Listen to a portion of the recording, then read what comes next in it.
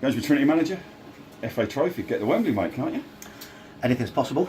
Obviously a fantastic FA Cup run, but this is a more realistic chance of getting as far as we possibly can, with only the league above us, the highest ranked teams that come into it. So every chance of putting a good run together, and hopefully that starts today. In terms of your opposition, have you had them watched them? Yeah, I hadn't watched. I know their manager quite well from our Eaglestick days when I was at Lincoln United, and they won the league in my last season when we got in the playoffs. We actually knocked them out of the FA Trophy that year, so I'm hoping we can do the same again today. In terms of their lesser opposition again, in terms of their league status, we all know what happened in the FA Cup first round. Yep. So how would you go about setting your team up to make sure that doesn't happen again today? I'm hoping we've learned from that. You can never take anyone for granted. We learned the hard way. We didn't take Slav for granted. We just didn't turn up. So if you don't do the basics right, you don't match them for work rate or endeavour, you're going to come stuck against any team, whether they're step 5, step 10 or step 1. So we're under no illusions. I'm hoping they've learned from the Slough game in a big way. We put a good performance in at Brackley after the Slough game, but more importantly, our last 2 home performances have been, we feel we've put the Slough game to bed. But these bring a different kind of proposition to us today. Like I said, I know a lot about Stafford, I know a lot about what the manager brings to the table, and this will probably be more like a Conference North game, the way they play. Don't take any notice of the league position, because they turn up for big games, and knocking South Shields out of the FA in the last round, who beat Darlington and York out of our league. That's no easy feat, and the way they'll set up, I think they'll be really physical, try and get in our faces, and we've got to deal with that.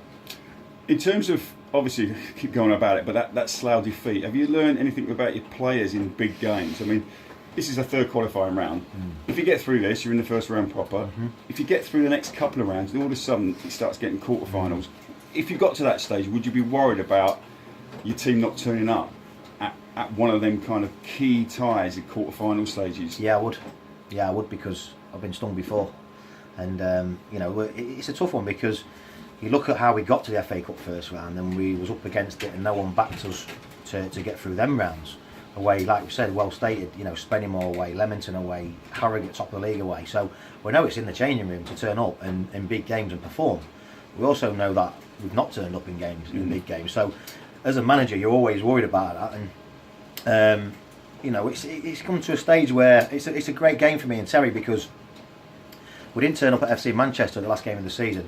And I don't really like going back, but you can only do that by games you've played, and we needed to win that game to stay in the league, and we lost 5-1. We got to the FA Cup first round, we needed to win that to make history, and we lost 6-0.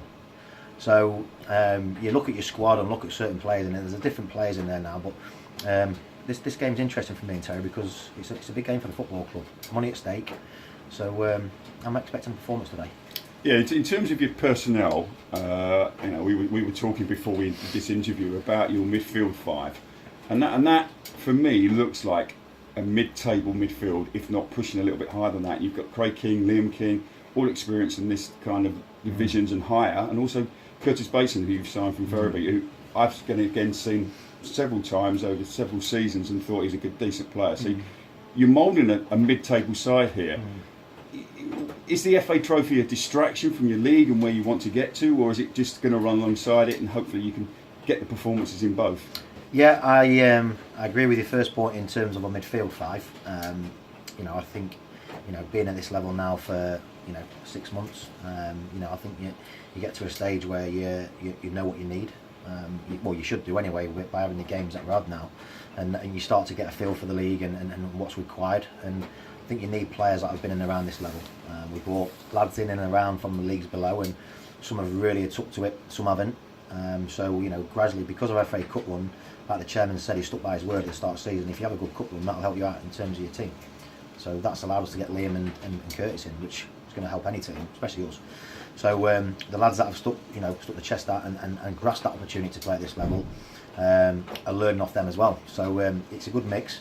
But the FA trophies, it's not a distraction. The FA Cup got us on that real good crest of a wave in terms of league form, and we've not looked back since the Spennymoor game in the FA Cup. We'd had a draw at York before that, so that really kicked us on the FA Cup run. So I'm hoping the FA trophy does the same. Okay, good luck today, mate. Thank you. I'll speak to you after. Yes, thanks very much. Thanks, Cheers. Cheers.